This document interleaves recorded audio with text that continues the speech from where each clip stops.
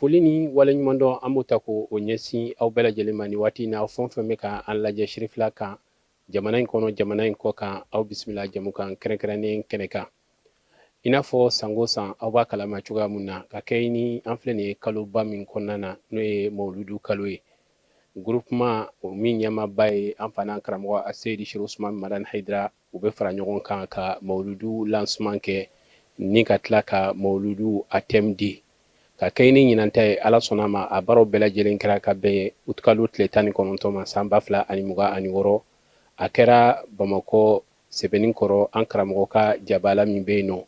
a kɛnɛ kan an ka mukadamu an ka khalifaw ka fara an ka sheku caman ani groupement ɲɛma caman kun bɛ kɛnɛ kɔnɔna na ala sɔnna ma baara kun fɔlɔ o datigɛra ni alikuranɛ sanuman kalanni ye o kɔfɛ an karamɔgɔlakaw ye dakuruɲɛ 2 minnu tugu la an ka jɛ k'a ɲɛmada o fɛ ma kana muhammadun aba ahadin min rijalikum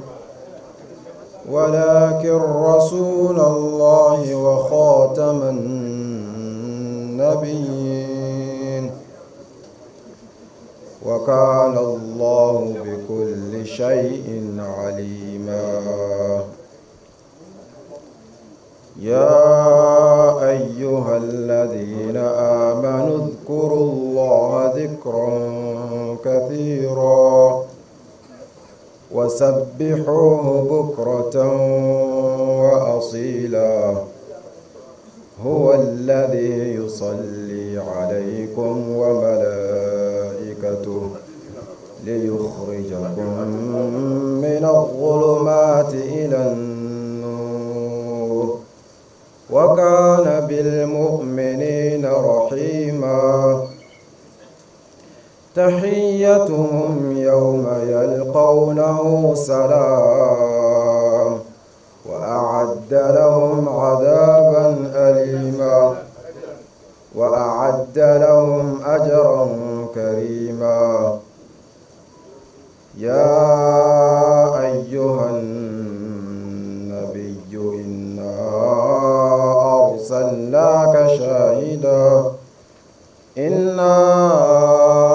أرسلناك شاهدا ومبشرا ونذيرا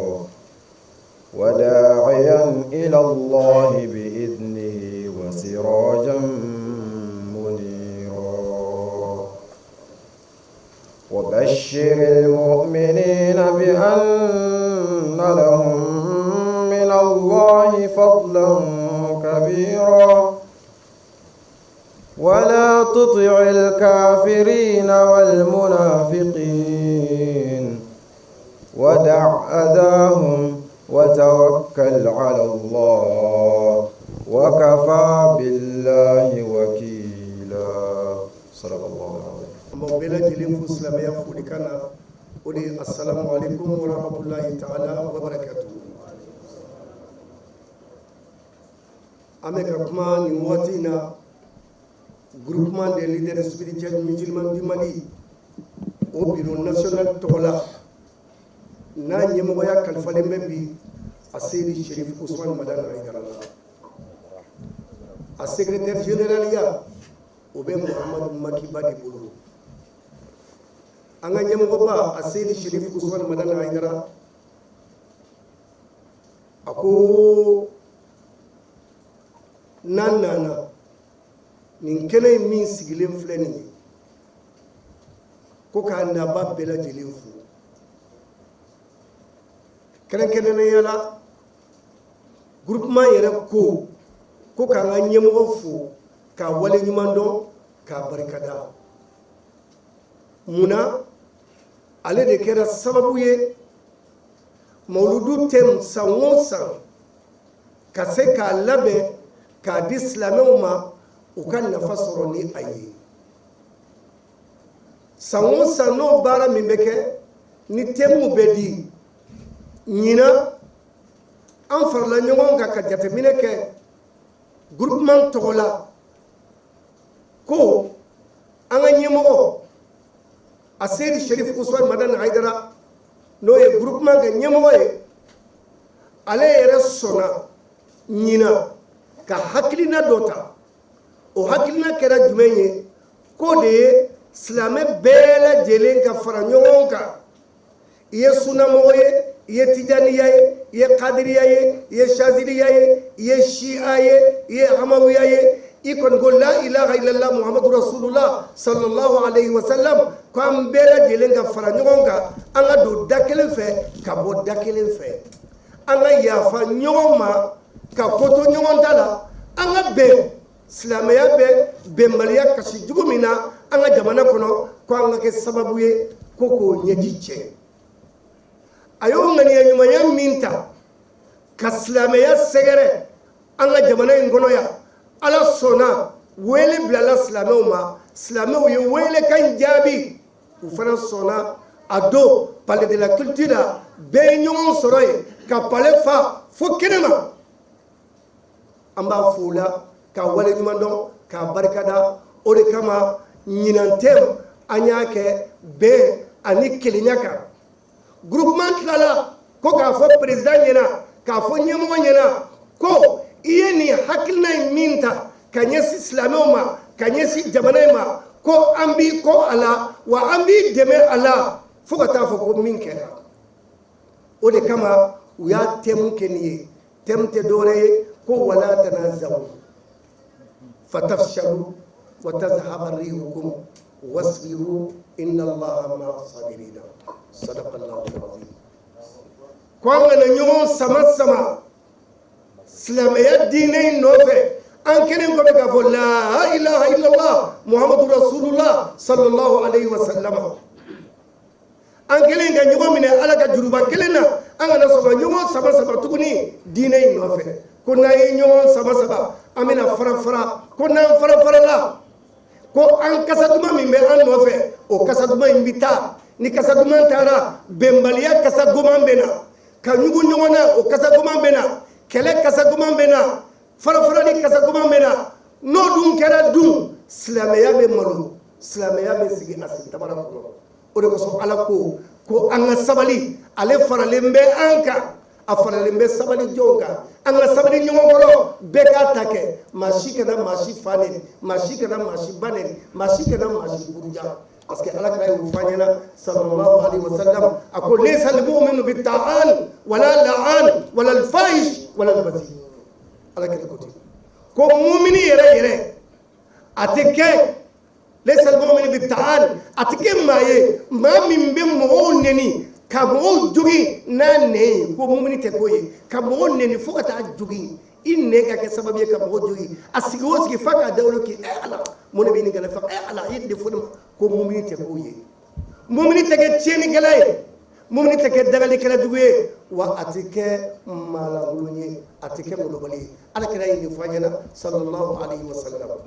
donc an karamɔgɔ an b'i fo k'i waleɲuman dɔn i ye bɔli min kɛ jamana in kɔnɔ yan ka taa kalo kelen kɛ jamana kɔ kan an y'a lahalayaw bɛɛ lajɛlen ye ka tila k'a mɛn i ye kumakan ɲuman minnu fɔ ye Côte d'Ivoire kɔnɔna la i ye bɛn de yira ye ka kelenya yira ye i ye min yira anw na yan i taara Côte d'Ivoire ka taa olu fana fara ɲɔgɔn kan k'olu kɛ kelen ye k'u don da kelen fɛ k'u bɔ da kelen fɛ jamana ye kunnawolo sɔrɔ a la jamanadenw ye kunnawolo sɔrɔ a la anw minnu yɛrɛ fana ye groupement mɔgɔw ye anw fana ye kunnawolo sɔrɔ nin ko in kɔnɔna la vraiment i y'an kunnawolo groupement ko k'i fo k'i waleɲuman dɔn ka duwawu k'i ye sijan ani kɛnɛya ani labanko ɲuman o bɛ ala bolo ala k'a di an ni ma ala ka an ni sutura ala ka an ni dɛmɛ ala ka an ni wasa i ka dudenw k'a bɛɛ lajɛlen fo k'a waleɲuman dɔn mais kan ka na bɔ kuma fana kɔnɔna la f'a k'i ka sotigi muso k'an k'olu fana fo an b'a bɛɛ lajɛlen fo k'u waleɲuman dɔn groupement tɔgɔ la. Assalamu alaikum wa rahmatullahi ta'ala wa barakatuhu. An balima silamɛw an b'an ka jɛmukan in daminɛ ka adressé alakira sallallahu alaihi wasallam a somɔgɔw n'a ka zuriya minnu bɛ kɛnɛ kan yan an ka dɔnnibaaba minnu bɛ kɛnɛ kan minnu bɛ ka diinɛ darapo kɔrɔda su fara tile kan u ka hami bɛɛ lajɛlen ye min ye ala ta in ka sabati alakira ka sunna u ka sabati dugukolo kɔ kan yan n'olu dama dama de ɲɔgɔn sɔrɔ nin yɔrɔ barikama in na bi an ka foli bi a bɛɛ lajɛlen ye an karamɔgɔ Seydi Cherif Ousmane Madane Haidara an b'a fo ka duwawu k'a ye k'a barikada su fara tile kan k'a waleɲuman dɔn an tun kumana a ka Côte d'Ivoire taari kan an kɛtɔla ka aw bisimila ni kɛnɛ kan ye an ye wasa min sɔrɔ a la n'o ye Mali den bɛɛ lajɛlen ye n'o ye maa o maa bɛ weleli kɛ ka taa silamɛya ma maa o maa bɛ kuma silamɛya tɔgɔ la a kɛra bɛɛ lajɛlen ma kunnawolo a kɛra bonya a kɛra karama a kɛra wasa ye a ye fɛn dɔ jigin ne kɔrɔ tuma min bɛ ka taama ninnu suit n y'a ye k'a fɔ Mali rôle kɔrɔ min joué tariki la an ka sous-région silamɛya baara la karamɔgɔ Hayidara y'o de kuraya k'o de ɲɛnamaya a bɛ k'o de ɲɛnama diɲɛ kɔnɔ k'a fɔ an ye k'a fɔ waati dɔ tun kɛra an ye jigila misɛn sɔrɔ an k'an ka silamɛya tora kɔ minnu y'a t'an fɛ olu y'an da karamɔgɔ Hayidara k'a ma ko jigi fa b'i ye k'o ma kɛ wa o tɛ kɛ fana a donna Côte d'Ivoire duba bɛɛ lajɛlen kɔnɔ silamɛya taa sira n'a taabolo fɛn o fɛn bɛ yen a n'a jama ɲɛmɔgɔw sigira o kuma na a yɛrɛ ka kɛnɛ fɛn o fɛn sigira dugu caman na Côte d'Ivoire jamana kɔnɔ a bɛɛ kunna mun na kuma nɔrɔma kuma sanuman kuma barikama bɛɛ ni keleya ani silamɛya yɛrɛ essentiel ye min ye ni kana adamadenya lafiya a ma foyi fɔ n'o tɛ i b'a ye k'a fɔ a bɛ baara min kɛ musaddadun muwaffaqun min Allah ala kɛra ka tawjihu de bɛ baara in kɔnɔ k'a bila sira in kan n'a ka di i b'a fɔ k'a bɛ ka ala kɛra ka khutuwatu de ta khutuwa ka baara kɛ ka ala kɛra ka risala k'a kuraya ni k'a jira mɔgɔ la kuraya ye an b'a fɔ a ye k'an wasara n'a ka baara in ye an b'a jigiya fana ko ala fana wasara ni baara in ye an b'a fɔ a ye ko ala kɛra sallallahu alaihi wasallam kunna wolola n'a ka di taama ɲa n'a ka taama tɔ bɛɛ lajɛlen Mali silamɛya kunna wolola Mali dɔnnibagaw kunna wolola fo ka taa se an bɛɛ ma minnu bɛ barzaku kɔnɔ wallahi a kɛra bolo fiyɛli a kɛra wasa ye an b'a fɔ a ye ko maa o maa ye maliyɛn ye wallahi b'i disi gosi k'a ye k'a fɔ nin cɛba in ni maa ba in bɔra jamana min na ne fana ko jamanaden de ye jajiriba fi a barika ala alhamdulillahi rabbil alamin anw tɛ se ka foyi fɔ a ka hakɛ la an b'a fɔ jazakumullahu jazaan awfa fi dunya wal akhirah sara in tolen don ala de ma sara wasali sara dafali sara min n'a ka ɲi ni sara bɛɛ lajɛlen ye muqabila da'wati ila Allah o an b'a ɲini ala fɛ diɲɛ ni lahara ta ala k'o di an karamɔgɔ Hayidara ma k'o kɛ si ni kɛnɛ ye k'a kɛ darajaw ye k'a kɛ martaba ye k'a kɛ kisi ni tana ye k'a kɛ kunnawolo ye k'a kɛ ala yɛrɛ ka nasuru a n'a ka tawfiku daayimu ye ala bɛɛ kan o kɔfɛ a ye ɲɔgɔn sɔrɔ an bi kɛnɛ min kan kɛnɛ barikama don lahadala an bɛ sigi nin kɛnɛ in kan n'an karamɔgɔ ka tawjuhi ye san o san depuis 2012 ɲinan y'a san 14 ye an bɛ nin kɛnɛ an b'a sigi ala barika la yan an b'a sigi laɲini mun ye karamɔgɔ ko k'ale ye kɔlɔsili dɔ k'a fɔ mawludu la mawludu kɛnɛ in ka ca wa ala y'a kɛ fana mawludu la maa minnu bɛna sigi ka ala ka kumakanw lamɛn ka taa kalanyɔrɔ la o de ka ca ka tɛmɛ san waati tɔw kan mun b'an bali an k'an ka cikanw n'an ka kumakanw kɛ kelen ye k'a da an ka jamana bɛ problème min kɔnɔ an ka diinɛ yɛrɛ ka hami kumabaw ye min ye an k'o sɛbɛkɔrɔ fɔ mɔgɔ y'a occasion kɔnɔ basa maa bɛ mɔgɔ la n'i y'o jɛ mawludu i kɛ man di k'a sɔrɔ fɔ mawludu yɛrɛ tuguni donc o waati n'an y'a fɔ kuma in bɛ se jamanaden bɛɛ lajɛlen ma kuma in bɛ nɔbɔ fana ni ala ye barika don kuma in na fɔ cogo ɲuman fɛ ani ŋana ɲuman fɛ kuma in bɛna to ka segin mɔgɔw ka ɲɛnamaya kɔnɔ fo ka taa se mawludu yɛrɛ ma donc n'o faamuya sabatira a bɛ kɛ waliya ye a bɛ kɛ taasira ɲuman ye ka dɔ bɔ an ka filiw la ka dɔ bɔ an ka majɛw la k'an bila sira kan sira min ka ɲi an bɛ taa mawludu damadɔ sɔrɔ yɔrɔ yɔrɔ i bɛna sɔrɔ tuma bɛɛ an bɛ évoluer an bɛ développer an bɛ bɔ a nɔ na an bɛ ɲɛtaa sɔrɔ baara la fo ka taa fɔ majɛ caman caman bɔra an ka ko la an ka ko bɛ surunya dafaliya la a na ni miiriya min na k'an ka kalimaw kɛ kelen ye an ka risalaw kɛ kelen ye an ka gaaya kɛ kelen ye ka ɲɛsin an ka jamanadenw ma an ka diinɛ laseli la a k'a ma ko jamana priorité o de ye min ye an ka hakili to la an ka diinɛ baara la n'an ye dawa kɛ cogo cogo jamana yɛrɛ ka degun ye min ye jamana ka problème ye min ye n'o ma da an ka baara kɔnɔ ko baara tɔ ka jɛ don fii lana ala kɛra o de fɔ an ye sallallahu alaihi wasallam man lam yahtamma bi amri almuslimina falaysa minhum e maa o maa n'i mi hami ni silamɛw ka problème ye ni silamɛw ka sugula ye i k'a dɔn k'a fɔ e t'u dɔ ye hali n'i sera ka sun ka hiji kɛ ka jaka bɔ n'i fɛ ko fɛn kɛ ala kɛra ko falaysa minhum i b'o daayira de kɔnɔ ala k'an kisi a ma o lahalaya kɔnɔ an bɛ mawludu fɛn o fɛn ta diinɛ ye mun fɔ jamana ka nin problème masina in na diinɛ ye mun fɔ an ka jamana ka lahalaya min an b'a kɔnɔ bi solution jumɛn bɛ silamɛ bolo ka mɔgɔw bila ka taa sira an ye mawludu ye an y'a ta o cadre de kɔnɔ ɲinan a sangana ni karamɔgɔ ka Côte d'Ivoire taali an m'a kanu an ka baara ninnu kɛ cogoya si la kana sɔrɔ a yɛrɛ ma ye an nɔfɛ n'a ka nɔrɔ n'a ka barika ye n'a ka ninsaniya ye a ka kɛnɛ a k'a kolomokaran ye ne ka barika don sigi in na an b'a dɔn ale ka laadala a ti sɔn fiyewu silamɛ ka baara ka bila k'ale ma kɔnɔ a bɛ yamaruya de k'a i t'a fɛ dɔrɔn tan ti an ka taa fɛ an ka taa fɛ mais anw yɛrɛ y'a ye k'a fɔ vraiment a kana baara in kɛ k'a ɲɛna o de ka di anw ye o de b'an fana wasa a ka ca ala fɛ ni fili misɛnman min b'an senkɔrɔ baara in ka b'a ka dɔnni n'a ka faamuya ma a n'a ka expérience ma a n'o yɔrɔ koriyali k'o yɔrɔ latile an bolo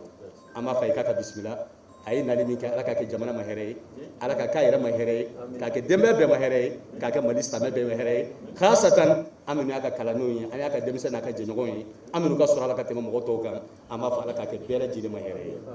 wala ne bɛ mun kɔ ɲinan an karamo shekna jawara jazahullahu khairan ani nyingali ka kan nyon nyinga mawdula ako karamo haydara bara mi damene jamana kono ni ho conseil islamique toye le 20 juin comme muna anti bara en keno continuité kata ango le 20 juin bara jumen kara hakli jigi ko karamo duna beka kanga be anga tabulu ko dabla nyonje ale foro de a déclarer kabe yafa nyini bere jire fe wale yafara bere jire ma page min biye no page koro yi ango datu anga sira kora dabla ko islamia ka nyeta bo la islamia ka wasa bo la anga jabara yere ka basi bo la ay gele minu mali dona na sandaba ngono aya analyser sur solution sitala ala mi fo nama seguma bena ali kele ala solution sitala ako donc wajibi dombi choite ka ko mi se ka tawbe mbato la ambake de jago yala no te chuka sita mulan sika to ni kan chuka sila shekna jawara hakli jigin kan asigo ko mawduima ako wala tanazo fa tafshala ala ka aya barka maita men aya tarat motuma ibi aya intadi ka développer ka thème do ba kono o thème min botolo do aya kono o de kera al mawlid an-nabawi sharif bayna hatmiyati al-wahdati al-islamiyya wa darurati at-ta'awun al-watani wal-insani ako mawlidu wala ndajuma mi se ka sorala wajibi bleno samo ka be mi fora ko wajibi bleno o wala ndajuma mi se ka sora mawlidu kono arab kana na fora hatman feno mi se ka saka kuna wa se ka to ke ba de fiu ina fo sayala ka gisamu haza hatman abikedi ina fo larabi jo hatman da bikedi na foro fengo fengo hatman o tsika to kebale fa ka kedi jagwala donc stamo ka benu ka kiriya o hatman de wajibi minu jagwa bleniru fa ka sabati bi note chuka shiti ambe fe ko leçon ta mawludu kono ala kala ka nyene mala ani ala kala ka hayatula aflana yimi aw yi stamo ambe jamana ko hada sura ni majorité anda mawte ma wero bi jamana ko minti stamo yi dina wero la ani tabulu wero ni famia wero la ani botu sara wero la o hukmu kono samé mun ni namfe maminu ni ala o danka be tile kelema wati kelema ka o ben ko kolo kelema samé mun ni nyina fe nyogon deme ni nyogon dafala akwa nyina may kunkola ala ko inna ya ayuha nas inna khalaqnakum min dhakarin wa unsa waja'alnakum shu'uban wa qabaila lita'arafu inna akramakum indallahi atqakum ala ko lita'arafu limadha ta'arufu do ala nyon do la lita'arafu min ajli lita'awanu fo ta'awunu likasabatan nyonje o ta'awunu na fa jumayi litatakamalu akwa sega nyogon dafa o de ala ka maqsadu insani akono ma min islamé o minti islamé o no bi yoro kele nawo ala ba wajibi o kan ta'awunu do ka sabata nyonje no nyogon deme ani nyogon minay ka basi ni kele ba nyonje ka sigi dia am nyonje anan jamana do nyonje ani huna da madin to nyonje karamo haydra bi fe anga wajibi kala o nanga la sidi kala o ka se ko durusu de tomo chuga nafa mana ani fo chugo nyumana bonya kona karama kona ka islamé bere jirema ko yanga mawlidu kadoy donc nanga me mawdu développer abi fa an kelengelen bere jire al mawlid an-nabawi sharif o faqara fola yanga kumoka ala kira ka mawlidu zamanan wa makanan wa hadasan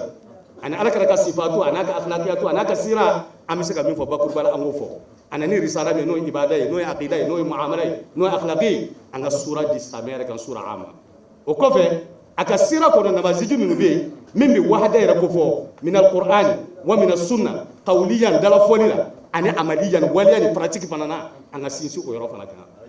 asabana jumenye ani adamadin to nyonche majaratu ta'awuni ka chabi kosebe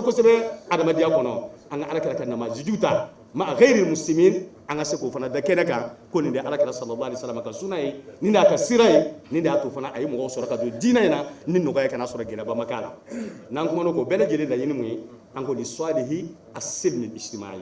o be ke mun kama ka silmu sabati ni to ba fa ko paix social ni bele jele da yini ka paix social de sabati mali mo ko bodi la bi ka te fe bele jele ka no paix social ni o de karamo ka hami karamo ka suglado an fana ka fo vraiment o yi wala ndai wala nan na famando abi kole an reality la an dina fana ba wajibi anka donc amina barake o de atani muzakira sebe nyina ni mun fo jamai an go bara amina ka étape fly étape folo o yi lancement karamo yusharifna bi zalika abokani o yi lancement a étape fulana ni ala yi dimanche jirana ni ala sonama dimanche 4h30 no 16h30 aminyo soro groupement siège la korofina dossier to bina wala ni la dalamba kalam faqra jumla chugomi kam masala kan kan nyugo nyininga ka hakilo dafa nyomolo o sigi bina ke dimanche ni ala sonama 16h30 groupement sigi bita kuncha muna ma sera kena ka achara chugo gafe kilingele mide abera jilema ma bi fe ka mo mi ka soro groupe mi ka amba chari groupe bera jilinga anga bulu fara minu be region kono minu be cercle kono minu be commune kono amba chi abera jilema ma mo gubala abichi me ka groupe kan problem shitala nka mɔgɔ min nana kɛnɛ kan ni ala sɔnna an bɛna photocopie ka caya o bɛna sɔrɔ nusuka akhira in bɔra o bɛ di bɛɛ lajɛlen ma an k'an jija an k'an focaliser a kan an ka mawludi kɛnɛ bɛɛ la fo ka taa fɔ an donna mawludi wɛrɛ kɔnɔ o de y'an ka hami ye n ti bɔ kuma in na ni ma foli di an jɛɲɔgɔn ma minnu bɛ suuni diinɛ na a Cheikh Mahamadu Makiba ala ka sara hɛrɛ la a y'an su baara ye étape bɛɛ lajɛlen kɔnɔ a y'a ka hakilila fɔ n'i y'a bɛ taa ni ustaz o y'a sɔrɔ ustaz bɛ taama na ala ka sara hɛrɛ la an karamɔgɔ Cheikh na Jawara a y'an masu ka kɛ nin baara in kan k'an dɛmɛ a la k'an encadrer a la an ka sigi si ma k'a kɔ a bɛ na a b'a ka hakililaw fɔ tuma dɔ a yɛrɛ kelen de bɛ kɔn ka na bɛɛ ɲɛ fo ka taa fɔ sigi banna n'a ka dɔrɔrɔw ye an b'a fɔ ala ka sara hɛrɛ la an karamɔgɔ Abu Jafar Jabate san o san ale de bɛ baara ninnu don ne ka sɛbɛnniw kɛ an b'a muraja nɔfɛ ala ka sara hɛrɛ la o laada in a b'o sira kan an karamɔgɔ Abdalla Kunta u bɛɛ lajɛlen ka foli bɛ kuma in kɔnɔ ka se an karamɔgɔ Basigi ma an karamɔgɔ Isa Tarawelew ma ninnu baara in ti ɲɛ ninnu si kɔ ka fara an ka alimami n'o Imam Muhammad Tarawele a bɛ yan Sise kɔrɔ ye ka fara Usa Sise yɛrɛ kan nin bɛɛ lajɛlen de bɛ suuni diina na u bɛɛ lajɛlen folen don u ka cɛsiri n'u ka timinadiya la ani Usa Usman Kan jazahullahu khairan wa faqahu a ye boloda tilan ka kasidaw di ka réunion kɛ k'a ka hakilaw di k'an dɛmɛ baara in bɛɛ lajɛlen na ani balimatɔw ni n da ma se min ma n b'o yafa ɲini hakili ye jɔn ye n b'o yafa ɲini bɛɛ lajɛlen fɛ n b'a ɲini ala subahana taala fɛ yarabi ala k'an sabati an karamɔgɔ Alpha Taha Kunta a man kɛnɛ a ko kana n ye sigi kɛ ko k'a ɲini ustaz fɛ k'a ɲini jama fɛ ko ka duwawu k'a ye a bɛ Marɔki o don a ye WhatsApp ci ne ma a kumakan fɛ n y'a sɔrɔ degun bɛ kumakan in na a birunnen don n mago bɛ jama in balima bɛɛ ka duwawu la n mago bɛ silamɛw ka duwawu la n jigi b'a ka mawludi min na don n'a ye duwawu kɛ n ye duwawu min jaabi ne ni silamɛ bɛɛ lajɛlen ma nin de ye cikan ye ka bɔ Alpha Taha yɔrɔ donc ba Sidiki bɛna ni thème ye an k'a fɔ ani Hama Sise ani balima tɔw bɛɛ lajɛlen ko Hama Sise fana k'a man kɛnɛ k'a évacuera ka taa kɛnɛma ka taa furakɛli kɛ an bɛ duwawu k'u bɛɛ lajɛlen ala k'u ɲuman segin hɛrɛ la ala k'a kɛ farikolo jakabɔ ye ka siri fisaya bi ye k'a ban pewu pewu pewu k'a kɛ jurumu kafari ye donc n bɛ segin mawludu kan tuguni an ko al-mawlidu nabawi sharif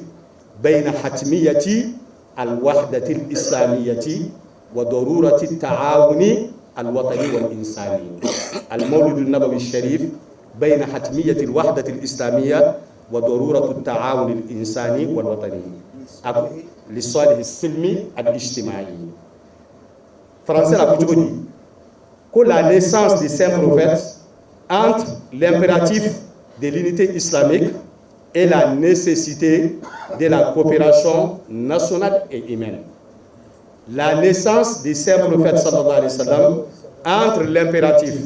de l'unité islamique et la nécessité de la coopération nationale et humaine au profit de la paix sociale. O de mawdu'i wafaqana Allah ala k'an bɛn sababa ma kɛnɛ ninnu ala k'u sigi hɛrɛ la k'u kuncɛ hɛrɛ la ni ala sɔnna ma baara tɔ ani Sise bɛ deli ka kɛ cogo min an n'aw si mawlidu su a n'a denkuni la ustaz ka bilasirali kɔnɔ an na se kɛnɛ ninnu na ni ala y'a nɔgɔya an ka se yɔrɔ min na ka foli kɛ ka kɛnɛ ninnu superviser ka mulahaza ta kɛnɛ ninnu kan ka sɔrɔ ka na contrat ni k'a ye ni ala sɔnna ma an b'a ɲini ala fɛ ala ka bɛɛ kɛ tawfiqu ye. Assalamu alaikum wa rahmatullahi wa barakatuhu.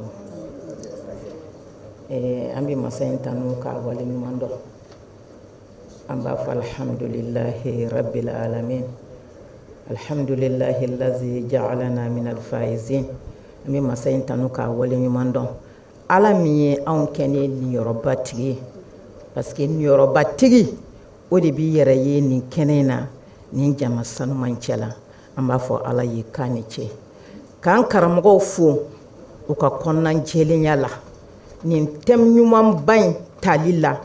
Thème min bi an ka diɲɛ ɲɛ an bolo, thème min bi an ka lahara ɲɛ an bolo. A bɛɛ lajɛlen bi munumunu ka taa ɲɔgɔn sɔrɔ Allah subhanahu wa ta'ala ka kumakan kelen kɔnɔ. Wa'tasimu bihablillahi jami'an wa la tafarraqu. Kan bɛɛ lajɛlen ka ala ka juruba kelen minɛ. Ne ka dɔnniya fitinin kɔnɔ ni ka faamuya fitinin kɔnɔ. Thème min bɛɛ bi munumunu ka ɲɔgɔn sɔrɔ nin de kɔnɔ.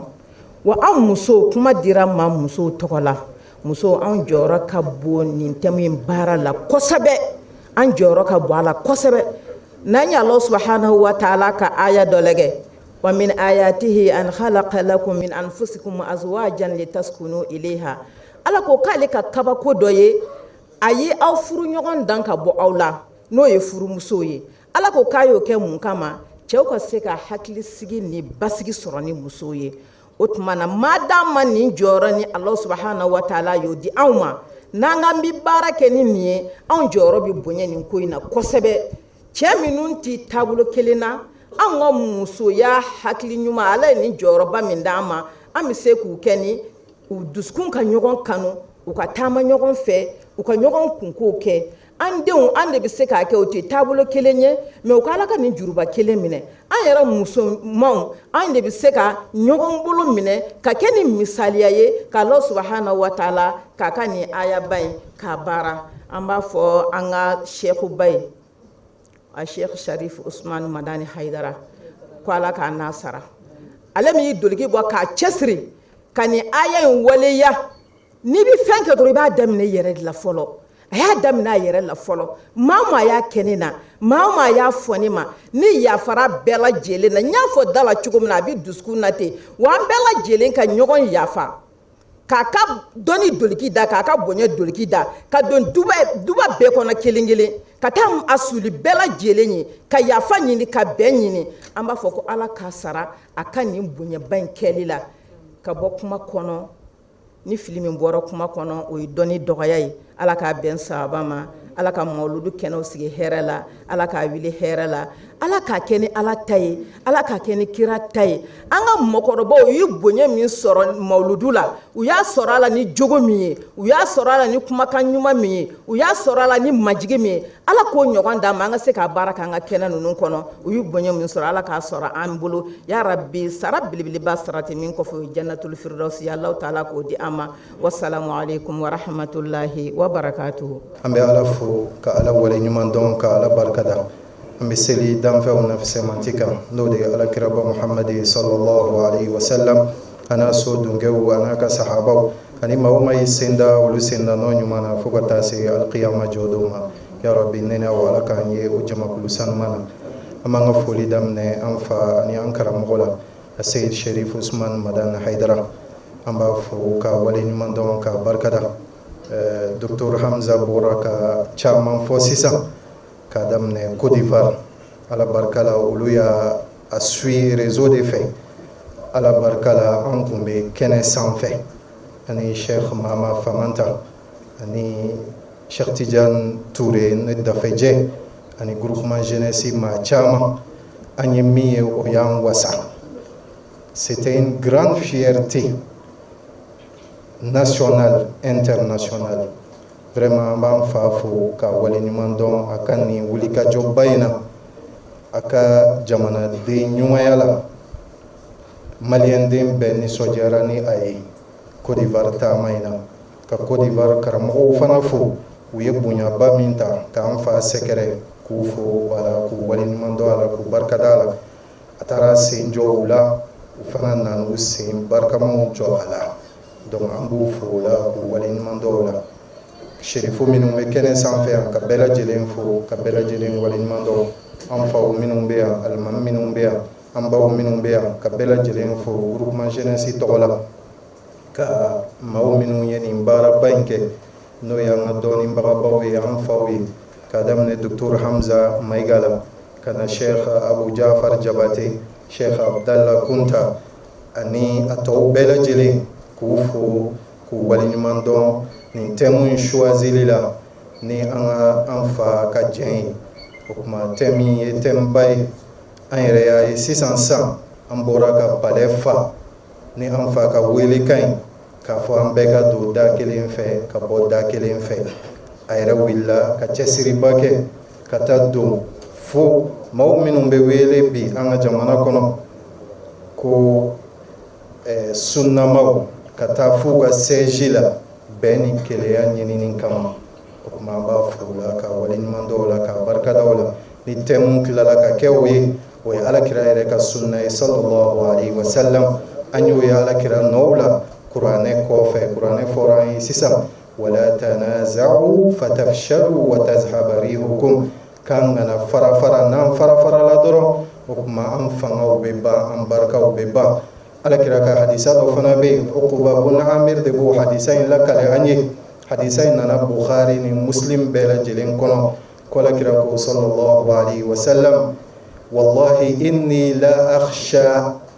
alaykum min ba'di an tushriku wallahi inni ma akhsha an tushriku min ba'di walakin akhsha an tanafasu fiha kuni alakira tɛ siran k'a fɔ no ni alakira fatura k'aw bɛna mushrikuya baara de kɛ ne alakira kɔfɛ yan ne alakira tɛ siran o ɲɛ sabula n b'a dɔn n mantonw fanba tɛna kɛ mushriku ye nka ne bɛ siran mun ɲɛ an tanafasu fiha aw kana ɲɔgɔn sama sama diɲɛ in nɔfɛ aw kana fara fara diɲɛ in nɔfɛ o tuma n'an faw ka thème kɛr'o ye alhamdulillah jeunesse ko k'an y'a mɛn an bɛna baara kɛ n'a ye ni ala sɔnna ya rabbi ala k'an n'aw fanga se nin bɛɛ tɛmɛnen kɔfɛ an fana karamɔgɔ a seyidi sheikh usman madan haidara a bɛ sɔrɔ ka kuma ta ka bonyamasegin foli ta k'a ɲɛsin naba bɛɛ lajɛlen ma ni ka dakuruɲɛ 2 bilasirali kɛ min nafa ka bon kosɛbɛ min sɔrɔl'o la an ka jɛ k'a ɲɛmadaw fɛ an b'an ka kuma tugu an karamɔgɔw ka kuma na k'aw fo k'a fɔ aw bisimila aw sara bɛ ala bolo aw minnu y'a ka baara bila k'a ka bonyaw bila k'a ka jama to yen k'a ka misiriw bila k'a ka baaraw bila ka na nin wele in jaabi a ka kan ka fo a sara bɛ ala bolo n'a gɛlɛyara nɔgɔyara an bɛɛ bɛ ala kelen de wele o ala ɲɛ b'an bɛɛ dusukun na min b'a kɔnɔ ala b'a dɔn o la aw minnu ye a ka bonya bila k'a ka baara bila ka bɔ nin yɔrɔjan ninnu na ka na yan ala ɲɛda kama hakili la aw sara bɛ ala de bolo ala k'aw sara hɛrɛ la nka taamasiyɛn dɔ don ni ala sɔnna sini lafiya la silamɛw ye o taamasiyɛn don sabu n'an bɛɛ bonyana sigiyɔrɔ bi dɛsɛ ɲɛ bɛ imamuw sigilen la dugu ma ɲɛ bɛ an ka mukadamuw ni khalifaw sigilen la dugu ma ka u sigiyɔrɔw to yen an b'u sigiyɔrɔw dɔn olu nan'u yɛrɛ dɔgɔya ka sigi yan ala kama u sara bɛ ala de bolo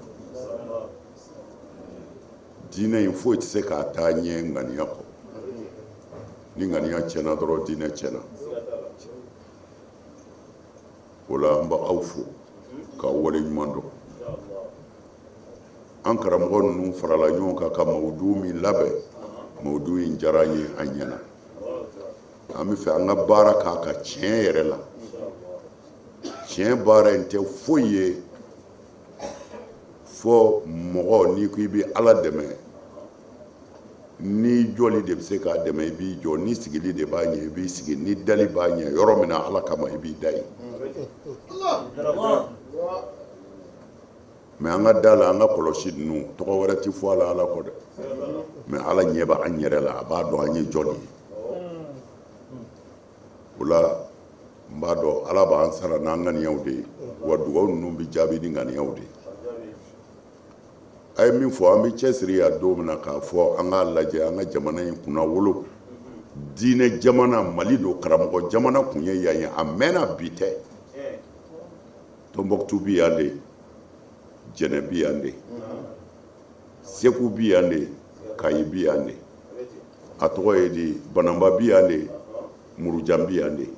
o n'a ɲɔgɔnna caman n'an da ma se ka min fɔ nin bɛɛ ye karamɔgɔba sigiyɔrɔw de ye ani karamɔgɔbaw kɛ yɔrɔw ye mɛ i mana ye ala y'a ɲɛ u bolo u ma kafa u y'u yɛrɛ dɔgɔya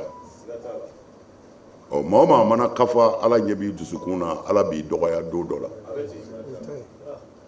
an cɛsirila nin bɛɛ in na ni aw ka dɛmɛ de nin yɔrɔ in na minnu cɛsirila ala ɲɛ b'i bɛɛ la gundo ni bange na pour que silamɛw bɛ se ka don da kelen fɛ ka bɔ da kelen fɛ n b'a fɔ n bɛ segin a kan an ka wuli ka jɔ dɔw bolo ko o conseil ko de don an ko non u bɛ fili la o conseil ko tɛ an ka cɛsiri ye silamɛw ka se ka bɛn n'an sara an ka se ka fɛn dɔ fɔ ala ye ko an ye nin kɛ parce que ko ninnu bɛna ban kow bɛ ban pewu dawamu lillah i jigi bɛ fɛn o fɛn kan i jigi bɛ tigɛ a bɛɛ la n'i se tigi tɛ an wulila ka jɔ nin de kama an ka se ka fɛn dɔ fɔ lahara n y'a f'u ye o conseil ko tɛ ala ye ne seere ye ala sɔnna don min na k'an bɛɛ fara ɲɔgɔn kan kɛnɛ kelen kan n'o ye mali silamɛw ye ne ye n ka démission de dilan n ka so kan n kanuɲɔgɔnw ni n dɛmɛbaw wele n ko bɔn n b'a ɲin'aw fɛ ala kama ala sɔnna ka nin kɛ ne balolen ɲɛna n bɛ fɛ ni n tilala n ka discours la n bɛ n ka démission di n ko ne yɛrɛ sɛgɛnna n bɛ fɛ ka reposer n bɛ fɛ ka n sen bɔ ko dɔw la a ka tigi ɲini o conseil ɲɛmɔgɔya la ne bɛ n ka démission di ni n tilala n ka discours la ni cɛ kelen tɛ a fɔra cɛ o cɛ bɛɛ ko k'a ti kɛ a kɛra ala ɲɛna bɛɛ ko a ti kɛ n'o tɛ anw mago si tɛ nin na anw bɛ degun de n'a fɔra i cɛkɔrɔba don o don e de bɛ wele réunion bɛ yen nin bɛ yen nin bɛ yen don o don e de bɛ wuli ka sɔrɔ i wuli kuma ma se don o don e de b'i ka jama labila k'u to nin to i kɔrɔ a b'anw degun ala b'a dɔn ala b'a dɔn n ye ko bɛɛ k'u fɛ u ko k'a ti kɛ bon i tɛ dɔwɛrɛ ye mɔgɔ kɔ ni mɔgɔw ko a kɛ tan tu es obligé sinon nin ɲɛmɔgɔya in ala b'a dɔn a bɛ ne degun sans doute n degunnen don kabini u k'u bɛ n k'a ye n ko u ma n t'a kɛ ne ka ko ka ca ne tɛ k'a ye cam an karamɔgɔ a n'an ka khalifa cam de jiginna ka ne sen minɛ a balolen don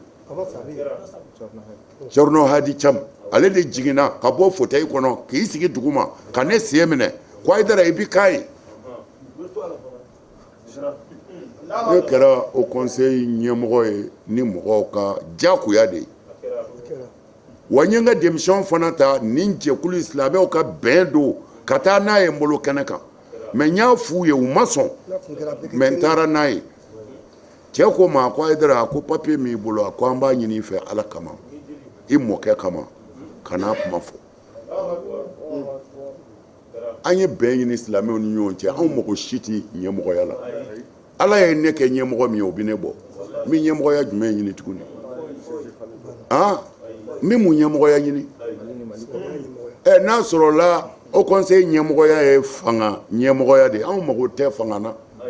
anw mago bɛ ala ka fanga de la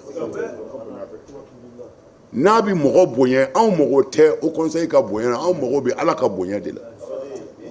ala ni ce ala ni ce walahi n bɛ min fɔ mawuludukɛlaw ye dɔrɔn u ka mawuludu kɛ ala yɛrɛ kama n b'a dɔn u bɛ ka yuguba dɛ mais u kana sɔn kuma jugu caman bɛ ka fɔ u nana dɔw yira n yɛrɛ la surɔ Allahu akbar ani mɔgɔ minnu bɛ taa yaasi kalan mɔgɔw ye ani mɔgɔ minnu bɛ taa kuranɛ kalan mɔgɔw ye kuma jugu bɛɛ bɛ ka f'u ma u nana yira n na surɔ n k'u ma n b'a ɲini silamɛ ɲuman bɛɛ fɛ a k'a kɛ ala kama a kana mɔgɔ jaabi a y'a ka wajuli kɛ direct min bɛ yen o faamuna kaban alors n y'a fɔ aw ye mankan in bɛ yɔrɔ fila dɔrɔn de la mɔgɔ min ma ko in faamu ani cidenw cidenw ti jɔ dɛ i bɛ balo fɛn min na i bilala min na ka e ka kɛ fitinɛ wulibaga ye jamana kɔnɔ e ka kɛ silamɛw farabaga ye pour que an k'an sago sɔrɔ e bi sara o de la ji jukɔrɔ o la e ka kumakan ni silamɛ ɲuman si ka kumakan tɛ kelen ye wallahi an taara sunamɔgɔw fɛ yen don min na u ka cɛkɔrɔba a y'an kunbɛn cogo min na u ka cɛkɔrɔba y'an kunbɛn cogo min na a bɛ to an kɔnɔ wallahi fo ko nin ye Haidara ye n ko ne don an bɛ wallahi a y'a fɔ a ko a t'a dɔn nin bɛ kɛ a bɛ kɛ an ye silamɛw de ye o a bɛ kɛ silamɛ bɛ fili sitani bɛ se ka don silamɛ na nka n t'i segin n kɔ e tɛ silamɛ ye nka i bɛ seli maa o maa tɛ segin a kɔ silamɛ tɛ asafurulayi nana mun na n'an tiɲɛna n'an ka kuma ala fɛ nka ne t'a dabila yɛrɛ ciden don u ma lawu don o tuma na a kana sɔn ka bi o dingɛw kɔnɔ bilen an ka jamana bi yɔrɔ min na bi an mago bɛ min na bɛn don an mago bɛ min na bi kelenya don an ka jamana b'o bolo de kan k'an tɛgɛ di ɲɔgɔn ma ka bɛn sabati k'an cɛsiri ka dɛsɛbaatɔw dɛmɛ ni se bɛ maa min ye an yɛrɛ dama k'an janto ɲɔgɔn na ɲɔgɔn kungo la wallahi n'o kɛra ala bɛ hinɛ an na anw minnu bɛ k'a fɔ Seydou Ousmane Madani Haidara don an b'a fɔ jamana sabatili kama n'o tɛ anw b'a jɔyɔrɔ jumɛn na ne ka balo Mali fanga bɛɛ u t'a dɔn a bɛ sɔrɔ yɔrɔ min u tɛ n si yɔrɔ cogoya dɔn kabini ala k'an da u ka biriki kelen tɛ n ka foyi la ne bɛ n ta fɔ k'a walawala dɛ ko faamaw ka mɔgɔw don faamaw ka mɔgɔw tɛ dɛ yɛrɛ ɲininaw de don anw tɛ baara kɛ faama ye mais an b'an yɛrɛ ɲini an b'an yɛrɛ ɲini kɔrɔ ye di i donna mobili kɔnɔ ka ban chauffeur ye vitesse ta i bɛ chauffeur fɛ wa i t'a fɛ wa o kuma tɛ yen fɔlɔ o kuma min bɛ yen dɔrɔn ka ala wele n'i ye dingɛ ye chauffeur kɛ ɲɛ a fɔ i kɔlɔsi fɛn dɔ bɛ yen fɛn dɔ bɛ yen anw b'o yɔrɔ de la bi anw bɛ yen de bi an bɛ mobili kɔnɔ ka ban o marifa t'e bolo marifa tɛ ne bolo alors o tuma na an b'a kɛ cogo di marifa bɛ minnu bolo n'u ko min ni fili min b'a la k'o f'u ye anw ma nin faamu mais alaw tɛ o mɛlɛkɛw tɛ an yɛrɛ dɔw de don alors n'u ka fili yera an fɛ fili bɛ yan u sɔnna u ma sɔn o bɛ fɔ mais maa t'anw nɛgɛn an ka jele ta an ka jamana fɛ maa t'anw nɛgɛn an k'an ka jamana kɛlɛ nka a bɛ minnu ka bolo ka bi fana f'u yɛrɛ ka jɛn n'a ye an ka fɛn dɔw f'u ye an tɛ gɛri ɲɛdɔn ala ka n'an s'an ma mais a ye taa nin sira in fɛ o ka kan k'a nɔgɔya a y'a janto nin yɔrɔ in na o ka kan k'a nɔgɔya an k'an k'o f'u ye hali nin kɛnɛ in kan an bɛ wele min da Mali fanga ye o de ye u k'u janto tribunaliw la fantan tɔɲɔna yɔrɔ o yɔrɔ ala ka hɛrɛ tɛ n'a ye fantanw tɔɲɔna yɔrɔ o yɔrɔ ala ka hɛrɛ tɛ yen u k'u janto tribunaliw la u ka fantanw gasi kɔlɔsi u ka fantanw gasi kɔlɔsi an bɛɛ bɛ fɛ jamana in ka sabati de an bɛɛ bɛ fɛ an ka kɛ hɔrɔn ye an faso de kɔnɔ mais bɛɛ n'i ka taasira don anw ye min kalan o ye alakira sɔlɔlaahu alayhi wa sallam n'a ka setigi ala ye min fɔ o ye tilennenya ni laadiriya de ye n'a sabatira yɔrɔ o yɔrɔ hali n'a ko ala tɛ yen a bɛ balo hɛrɛ la misiri caya t'i ma balo hɛrɛ la o misiri labatoli tiɲɛ kan o de ye tiɲɛ ye jamana minnu bɛ k'an mara bi an bɛɛ sirilen bɛ jamana minnu na bi misiri caman bɛ yen de a misiriw chambre couchew de don a couchew surakaw sera ka belebele kelenninw jɔ a la mais silamɛ ka dɔgɔ ye kojugu mais u bɛ bɛɛ ɲɛ parce que u ye baara kɛ ni ala kɛra ka kuma ye sɔlɔlaahu alayhi wa sallam laadiriya ni tilennenya laadiriya ni tilennenya o la nin kɛnɛ in kan mawuludu ɲɛbila la an bɛ wele da an ka fanga ye u yɛrɛ y'o layidu min ta faso ye n'u b'o de kan walahi ala b'u dɛmɛ n'u b'o kan ala b'u dɛmɛ dɛ n'u b'o kan ala b'u dɛmɛ wa ala k'u k'o kan an bɛɛ ka hɛrɛ y'o de ye an bɛɛ ka hɛrɛ y'o de ye anw tɛ faama ka to dun an t'i ka ji min u t'an balo cogo dɔn u t'a dɔn o la an silamɛw an ka bɛn cidenw an kana sɔn fiyewu k'u jaabi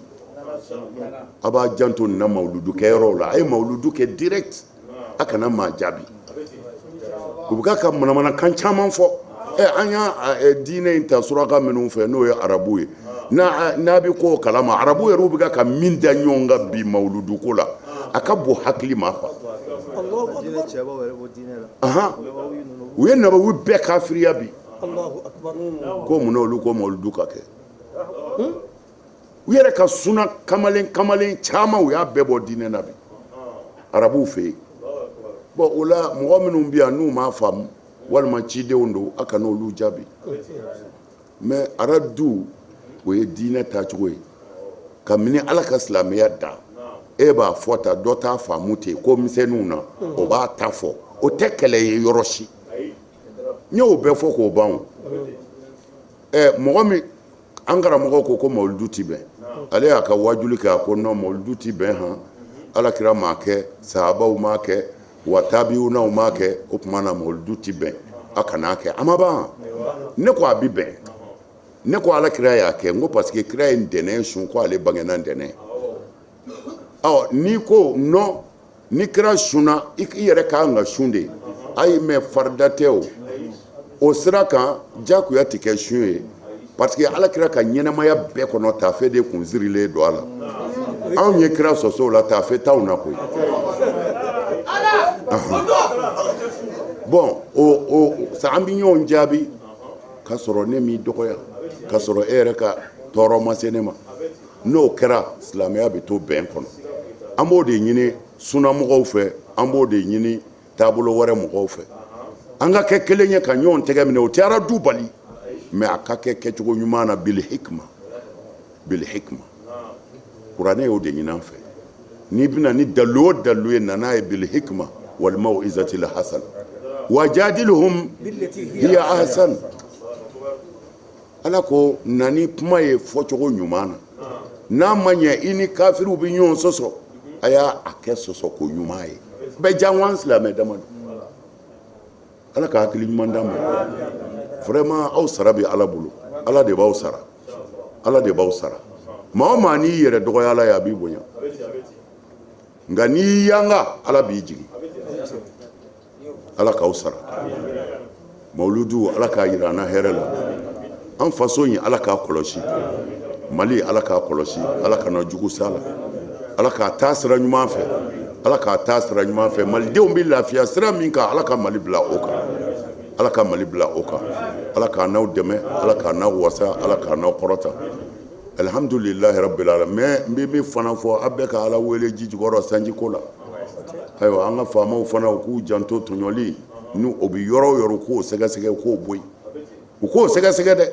tel que les tribunal ni fanda ɲɛji bɔra a man ɲi fanda ɲɛji man ɲi fanga ma dɛ non an b'a fɔ an bɛ segin a kan u ka hɛrɛ y'an ka hɛrɛ de ye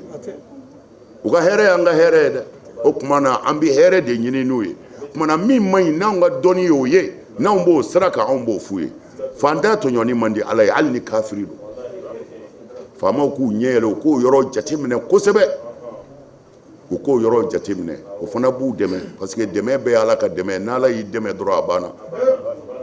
in yansurukumullah fala ghaliba lakum n'ala y'aw dɛmɛ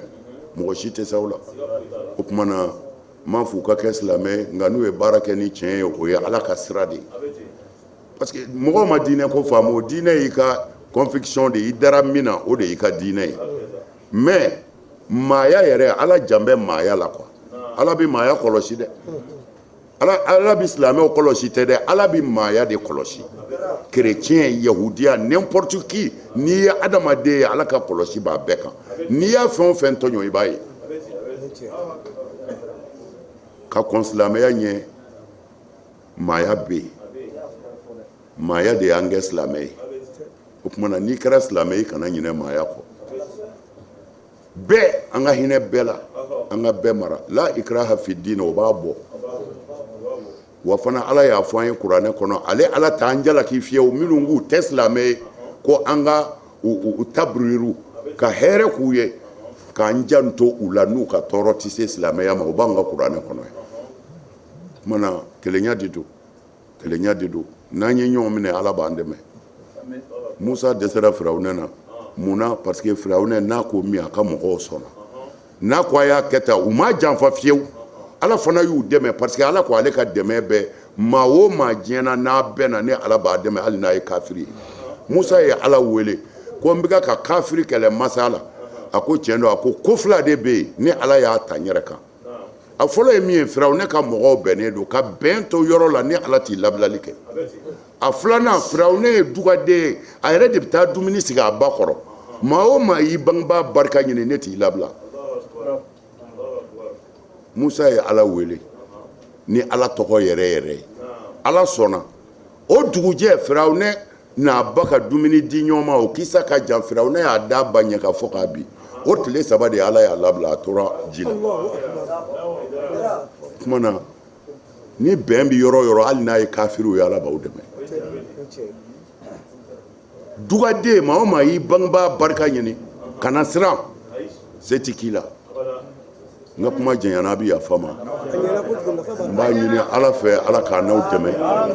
Ala k'a n'aw sutura Ala k'a n'aw wasa Ala k'a n'aw kɔrɔta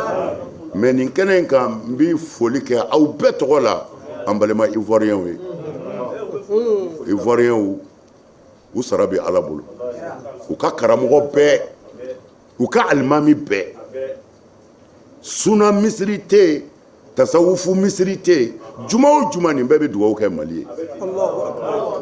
ko Ala ka fitinɛ ban Mali kɔnɔ ne yɛrɛ selila juma o juma na ne selila misiri 3 la juma 3 Abidjan kɔnɔ a kelen kelen bɛɛ ye dugawu kɛ Mali ye ko Ala ka Mali suma an nana Koroko suna imamuw bɛ yen tasawufuw bɛ yen ne k'u ka dugawu kɛ Mali ye u ko non olu ka misiri bɛɛ juma o juma bɛɛ bɛ dugawu kɛrɛnkɛrɛn Mali ye mana an b'an balimaw fo les Ivoiriens vraiment moi je peux pas parler beaucoup en français mais je dis merci ko u ni ce Ala k'u sara u ni ce Ala k'u sara Ala ka Mali suma Kodowari yɛrɛ Ala k'a suma Ala ka bɛn don a kɔnɔ Afrique Ala ka bɛn don a kɔnɔ Ala ka africains bɛn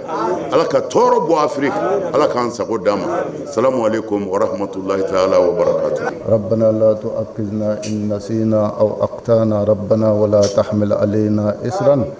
كما حملته على الذين من قبلنا ربنا ولا تحملنا ما لا طاقة لنا به واعف عنا واغفر لنا وارحمنا أنت مولانا فانصرنا على القوم الكافرين ربنا اغفر لنا ولإخواننا الذين سبقونا بالإيمان ولا تجعل في قلوبنا غلا للذين آمنوا ربنا إنك رؤوف رحيم ربنا وفقنا لما تحب وترضى اللهم اجعلنا من الذين أنعمت عليهم غير المغضوب عليهم ولا الضالين سبحان ربك رب العزة عما يصفون والسلام على المرسلين والحمد لله bara in kuncɛra nin cogoya ni la n'o ye mawuludu lancement min kɛra ɲina ka bɛn utikalo tile 19 ma san 2026 o la an b'a ɲini Ala fɛ thème min dira n'o ye k'a fɔ silamɛ bɛɛ ka fara ɲɔgɔn kan ka don da kelen fɛ ka bɔ da kelen fɛ o min ye an fa ani an karamɔgɔ Seydi Cheikh Ousmane Madani Haidara ka laɲini ye ni a y'a baara kɛ depuis juin kalo tile 20 tɛmɛnen Palais de la Culture la o la an b'a ɲini Ala fɛ mawuludu a kɛnɛ ninnu Ala k'u sigi hɛrɛ kɔnɔna na Ala ka wuli hɛrɛ kɔnɔ Ala k'an ka jamana basigi ka bɔda di jamana in ma fo ka taa se an kɛrɛfɛ dugu bɛɛ lajɛlen ma an b'aw bila yan ni Ala sɔnna a ma an bɛ ɲɔgɔn sɔrɔ sigida wɛrɛ wassalamu alaikum wa rahmatullahi ta'ala wa barakatuh